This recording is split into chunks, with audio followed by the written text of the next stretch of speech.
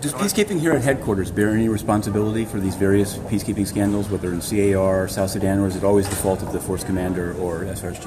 Well, I think the role of the UN here at headquarters is to make sure that there are the right processes in place, that missions learn the right lessons, that there's the right leadership in place, and I'm sure that the UN here, as well as in missions, will be taking all of that forward. Okay, thank you very much.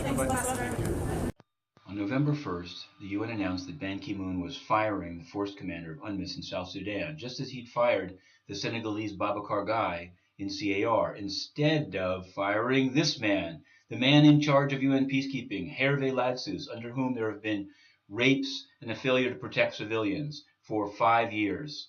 Time to go. Looking at the terrain section of it, number one, maybe I'm missing it somehow, but I don't see the death of the journalist John Gatluak, who was executed there. And it seems to say, it makes this distinction about UN staff were clearly subject to a protection mandate. Humanitarian workers were as well. Since we're on the eve of the date of protection of journalists, does the UN acknowledge that a journalist was killed in the terrain compound? And what is it? Does it think it did enough? And number two, it says in the same section, it says that somehow the security officer who was dismissive of one of the trapped women's calls couldn't be identified. Can you explain how it is that the UN, I'm assuming it's not somebody on patrol, it's somebody answering the phone. How can the UN not be able to identify? I think, obviously, Mr. Cameron and his team went in after the events, spoke to a number of witnesses, spent some time in Juba. They were unable to identify the security officer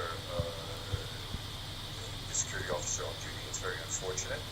Sorry to ask this, but given that Mr. Khmer has now done at least 2 of these reports, and by some counts 3, what would you say to an argument that says if you have the same person doing reports, there's an incentive to make a report that's tough, but not too tough, because then otherwise you will not get a mandate to write another report?